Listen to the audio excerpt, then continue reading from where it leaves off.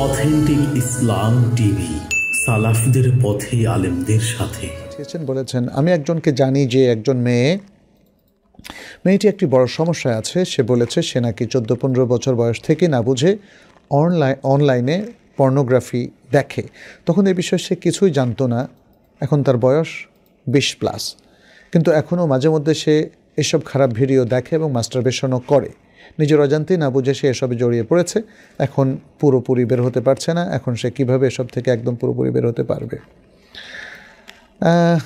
বোন নুসাইবা, আপনি বলেছেন সে 14-15 বছর বয়সে এই ধরনের জিনিস দেখতে শুরু করে, তখন সে বুঝতো না। কথাটা মোটেই সত্য নয়।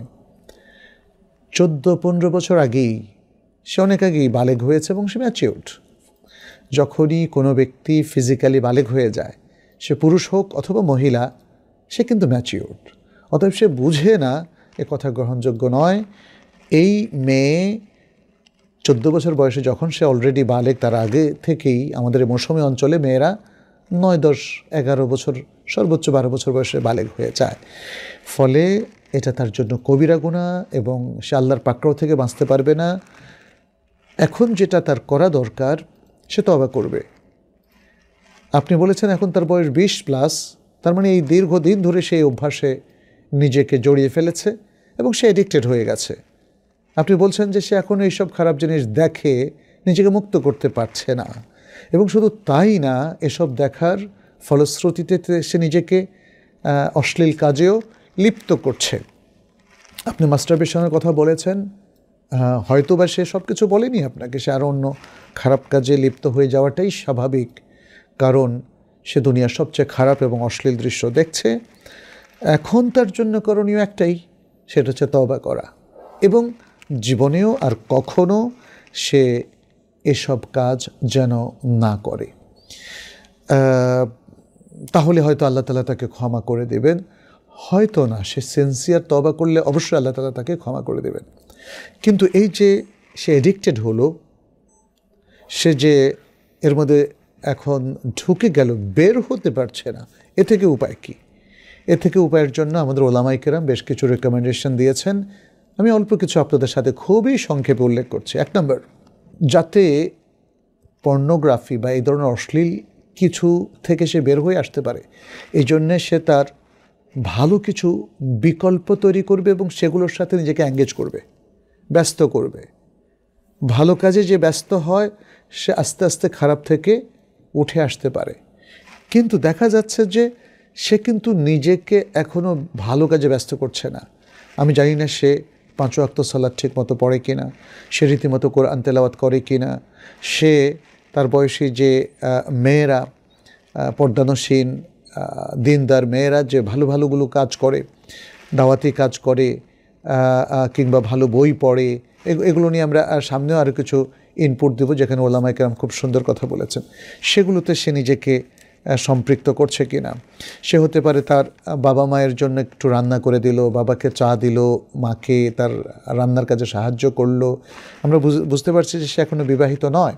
এর মধ্যেই এই লঙ্কা কাণ্ডটা কিন্তু ঘটে গেল। আমাদের সম্মানিত অভিভাবকবৃন্দের দৃষ্টি আকর্ষণ করছি, আপনার ছেলে কিংবা মেয়ে বিবাহের আগেই যদি এসবে জড়িয়ে যায়, তাহলে প্রচণ্ড ঝুঁকি তৈরি করবে আপনার ইমেজের জন্য, আপনার দিনদারির জন্য, আপনার ইমানের জন্য, এবং তার নিজের জীবনটাও কিন্তু ধ্বংস হয়ে যেতে পারে। সে যদি বিপথে পা বাড়ায়, তাহলে ভয়ঙ্কর। অতএব সাবধান। তাদেরকে এঙ্গেজ করুন, আপনারই কাজে এঙ্গেজ করুন। এখানে অভিভাবকদেরও করণীয় আছে। সন্তান নিজে নিজে সে তো অতটা বুঝে না। এটা ঠিক যে 14-15 বছর বয়স, এটা অবুঝ বয়স। যদিও ফিজিক্যালি সে বালেগ হয়েছে, শরীয়ত তাকলিফ তার উপর বর্তেছে, কিন্তু তারপরেও অনেক কিছু তার এখনও অজানা। সে অনেক কিছু অভিজ্ঞতা এখন অর্জন করেনি।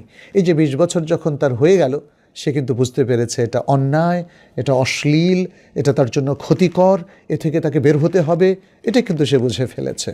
তাহলে প্রথম কথাটা হচ্ছে, সে নিজেকে গৃহস্থলী কাজে এঙ্গেজ করবে, ইবাদতের কাজে এঙ্গেজ করবে। যে সমস্ত কাজ বা রিয়াদা, যেটাকে আমরা বলি ব্যায়াম, শরীরচর্চা ইত্যাদি, যেগুলো মেয়েদের জন্য জায়েজ, সেগুলোতে নিজেকে এঙ্গেজ করবে। সৃজনশীল কাজে নিজেকে এঙ্গেজ করবে, সুন্দর কিছু লিখবে, লিখে সেটা আত্মীয়স্বজনের মধ্যে শেয়ার করবে, তাদের নিজেদের মেয়েদের যে হোয়াটসঅ্যাপ গ্রুপ আছে সেখানে শেয়ার করে ইত্যাদি। এরকম ভালো ভালো কাজ সে শিখতে পারে, সে বেশ কিছু দক্ষতা অর্জন করতে পারে। সে সফট স্কিল যেগুলো আছে, পজিটিভ সাইকোলজি, ক্রিটিক্যাল থিঙ্কিং এবং আমাদের যে উইল পাওয়ার সেটাকে কন্ট্রোল করার সিস্টেম, সেলফ কন্ট্রোলিং ইত্যাদি নানা যে সুন্দর সুন্দর গুণ আছে সেই কোর্সগুলো সে করতে পারে। সে তার যে কগনিটিভ যে বিষয়গুলো আছে বুদ্ধিবৃত্তিক, সেই বুদ্ধিবৃত্তিটাকে যেন সে সচল করতে পারে এবং আবেগকে যেন কন্ট্রোল করতে পারে, এই ধরনের কোর্সগুলো সে করতে পারে, ভালো ভালো কাজ করতে পারে। দ্বিতীয় যে বিষয়টা সেটি হচ্ছে সে এই যে এটাকে আরবিতে বলা আল আদা সেরিয়া, গোপন একটা বদভ্যাস, যৌন বদভ্যাস, মাস্টারবেশন যেটাকে বলা হয়, ছেলেরাও করে মেয়েরাও করে। তো এই মাস্টারবেশনগুলোকে পরিহার করার জন্য তাকে কিছু প্ল্যান করতে হবে। মানে সাধারণত তার মধ্যে কখন এই আবেগটা আসে, কখন তার মধ্যে শয়তান গালিব হয়, শুরু থেকেই সে সেই প্রবণতাগুলোকে রোধ করবে শুরু থেকেই, তাহলে ধীরে ধীরে ধীরে ধীরে ধীরে ধীরে ধীরে সে থেকে বের হয়ে আসতে পারবে। তৃতীয় হচ্ছে একাকী আইসোলেটেড হয়ে থাকাটা সে একদম বন্ধ করে দেবে। যখনই কেউ একাকী হবে তখনই সে এই যে ট্যাব অথবা মোবাইলগুলো টিপবে, দেখবে, ফলে ধীরে ধীরে সে আবার সে পর্নোগ্রাফির দিকে চলে যাবে। অতএব সে যেন একাকী সময় না কাটায়, সে যেন অন্যদের সাথে নিজেকে এঙ্গেজ করে। চতুর্থ যে বিষয়টা সেটি হচ্ছে ইন্টারনেটের সময় সে একদম জিরো করে ফেলবে। তার নেহায়েত জরুরত না হলে সে ইন্টারনেটে যাবে না, এবং ইন্টারনেটে অন্যদের সাথে একসাথে বসে দেখা বা তাদের সাথে, এখন তো অনেকগুলো প্রোগ্রাম চলে এসছে না, গ্রুপ করে আলাপ করা যায়। যাই হোক না কেন, ইন্টারনেটে গেলেই যদি তার মাথায় ওটা চাড়া দিয়ে উঠে যে না আমি ওটা দেখব, তাহলে সে যাবে না। বিশেষ করে ইউটিউব, বিশেষ করে ফেসবুক, বিশেষ করে সোশ্যাল নেটওয়ার্ক যেখানে অনেক অশ্লীল কিছু আছে, এগুলো থেকে সে নিজেকে একদমই বিরত রাখবে। এবং এই জন্যে সে কিছু পদক্ষেপ নিতে পারে। এক নম্বর হলো সে এমন কিছু অ্যাপস তার ট্যাব কিংবা কম্পিউটার অথবা ল্যাপটপে সেট করতে পারে যেটা এই সমস্ত ওয়েবসাইটগুলো ওপেন করতে বাধা দেয়। যেমন কাহাফগার্ডের বেশ কিছু অ্যাপস আমি দেখেছি, তারা আমার কাছে এসেছে, আমি দেখেছি এটা চমৎকার। এবং কয়েকটা স্তরে তারা এই সব অনাকাঙ্ক্ষিত ওয়েবসাইটগুলোকে ব্লক করে দেয়। কিছু আছে একদমই জায়েজ ছাড়া সবগুলোকে ব্লক করে দেয়, আবার কিছু আছে বেশি খারাপ জিনিসগুলোকে ব্লক করে দেয়।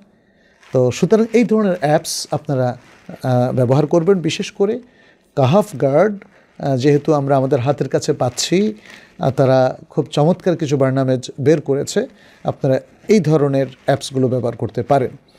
দ্বিতীয় হলো ল্যাপটপ এবং কম্পিউটারকে আপনি আপনার ফ্যামিলির সাথে যেখানে বসেন, সিটিং রুম, ওখানে রাখবেন, আপনার নিজের রুমে রাখবেন না। নিজের রুমে রাখলে গোপনে দেখার বিষয়টা আবার মাথা চাড়া দেবে।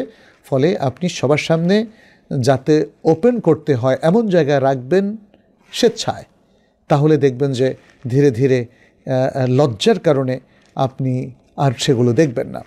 তৃতীয় হচ্ছে আপনি যদি সোশ্যাল নেটওয়ার্ক মানে দেখে থাকেন, তাহলে অন্তত পক্ষে সেগুলো পরিহার করুন যেগুলো দেখলে আপনার নিজের মধ্যে আপনি উত্তেজনা ফিল করেন এবং ফলে আপনি পর্নোগ্রাফি দেখতে থাকেন। সেগুলো আপনাকে বাদ দিতে হবে, বর্জন করতে হবে। আর আরেকটা জিনিসও খেয়াল রাখতে হবে, আপনি যদি কোনো পুরুষ হন তাহলে মেয়েদের ছবি কখনো রাখবেন না আপনার ল্যাপটপে, আপনার ফোনে। আর যদি মেয়ে হন তাহলে পুরুষের ছবি রাখবেন না, অথবা নারী পুরুষের অশ্লীল কোনো যৌগিক ছবিও আমাদের রাখা হবে না। যদি থাকে সেটা ডিলিট করে দিতে হবে এবং আর কখনোই আপনি ব্রাউজ করবেন না। আর আপনি ঘুমাতে যাওয়ার সময় হাতে ল্যাপটপ অথবা ফোন কিংবা ট্যাব নিয়ে ঘুমাবেন না, কারণ এগুলো দেখতে দেখতে আপনি হঠাৎ করে আবার সেখানে ঢুকে যাবেন, আবার আপনি তার মধ্যে মানে লিপ্ত হয়ে যাবেন, যেটা কখনো কাঙ্ক্ষিত নয়। 5 নম্বর যেটা আমরা বলবো সেটি হচ্ছে আপনাকে খুবই ধৈর্যের সাথে নিজেকে নিয়ন্ত্রণ করে আগাতে হবে। আপনি অধৈর্য হলে, অস্থির হলে নিজেকে নিয়ন্ত্রণ করতে পারবেন না। ষষ্ঠ হলো আপনি যে থেমে গেলেন, এখন এগুলো আর দেখছেন না, তাহলে অন্যভাবে নিজেকে পুরস্কৃত করুন। এ পুরস্কৃত হতে পারে যে ঠিক আছে, আমি তাহলে 10টা সূরা মুখস্থ করে ফেলবো, আমি তাহলে সিরাতুন নবী পড়ে ফেলবো। এগুলোকে আপনি পুরস্কার হিসেবে কনসিডার করুন, তাহলে দেখবেন যে এই খারাপের জায়গা ভালোটা প্রতিস্থাপিত হবে এবং আপনি ধীরে ধীরে ভালো স্বভাবের দিকে আসতে পারবেন। সপ্তম হচ্ছে আপনাকে লজিক্যাল চিন্তা করতে হবে, আবেগী চিন্তা করলে হবে না। লজিক্যাল চিন্তার জন্য আপনার বুদ্ধির বৃত্তিকে শক্তিশালী করতে হবে। আপনাকে বুঝতে হবে যে আপনি যদি এরপরেও পর্ণ দেখেন তাহলে আপনার জন্য ভরাডুবি হবে, ইমেজ ক্ষুণ্ণ হবে, ক্যারিয়ার নষ্ট হবে এবং আপনি পর্ন অ্যাডিক্টেড হয়ে যাবেন। সুতরাং আপনি আর কখনো এগুলো দেখবেন না, খারাপ নাটক দেখবেন না, ছেলে হলে মেয়েদের দিকে দেখবেন না, মেয়ে হলে ছেলেদের দিকে দেখবেন না। এভাবে আপনি নিজেকে সংবরণ করবেন। বিশেষ করে যারা তরুণ বয়সে অবস্থান করছে তাদের জন্য এটা খুবই জরুরি। অষ্টম হলো আপনি যদি মনে করেন যে আপনি খুব বেশি অ্যাডিক্টেড হয়ে গেছেন, নিজে পারছেন না, তাহলে আপনার সাহায্য নিতে হবে। আপনার পরিবারের কারো সাহায্য নিতে হবে, এক্সপার্টদের সাহায্য নিতে হবে, অথবা যারা সাইকোথেরাপি দিচ্ছেন তাদের সাহায্য নিতে হবে। কখনো কখনো আপনার ঔষধ সেবন করাও লাগতে পারে, তবে ঔষধ সেবন আমাদের জন্য এটা স্থায়ী কোনো চিকিৎসা নয়, বরং অনেক সময় দেখি যে আমরা মানসিক রোগের ঔষধ সেবনের কারণে মানুষ একটা জায়গায় স্টিক হয়ে যায় এবং ক্ষতিগ্রস্ত হয়ে যায়। ফলে আমাদেরকে এ ব্যাপারে সাবধান থাকতে হবে।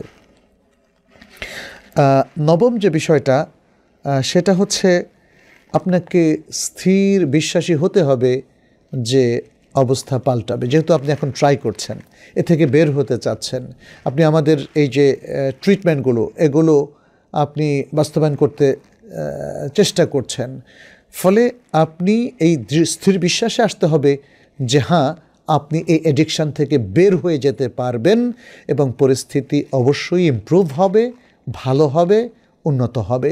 এই বিশ্বাসটাই আপনাকে এগিয়ে দিবে।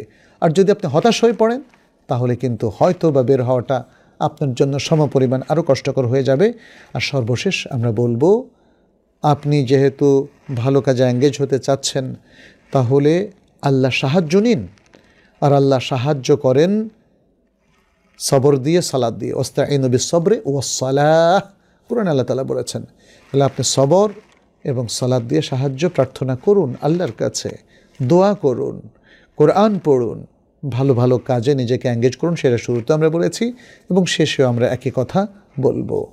তো এভাবে যারা আজকে পর্নো অ্যাডিকশানের মধ্যে লিপ্ত হয়ে গেছেন, আসক্ত হয়ে গেছেন, আমরা তাদের সবার প্রতি আহ্বান রাখবো, নসিহা করব, এ থেকে খুব দ্রুত বের হয়ে আসতে হবে এবং সেম ট্রিটমেন্টগুলো আমাদেরকে ট্রাই করতে হবে, যাতে করে এই মহা অশ্লীল বদভ্যাস থেকে এবং খারাপি থেকে আমরা নিজেদেরকে অতি দ্রুত মুক্ত করতে পারি এবং আল্লাহর একজন খালেস মুখলেস মোমেন বান্দা হিসাবে নিজেদেরকে তৈরি করতে পারি।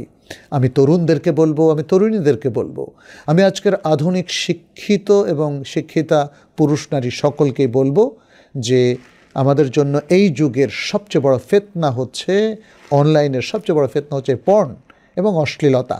অতএব এটা থেকে অবশ্যই আমাদেরকে মুক্ত হতে হবে, আমাদের জেনারেশনকে মুক্ত করতে হবে। আল্লাহর কাছে তৌফিক কামনা করছি এবং দোয়া করছি আল্লাহ যেন আমাদের এই জেনারেশনের সবাইকে এই খারাপি থেকে মুক্ত হওয়ার তৌফিক দান করেন। আমিন।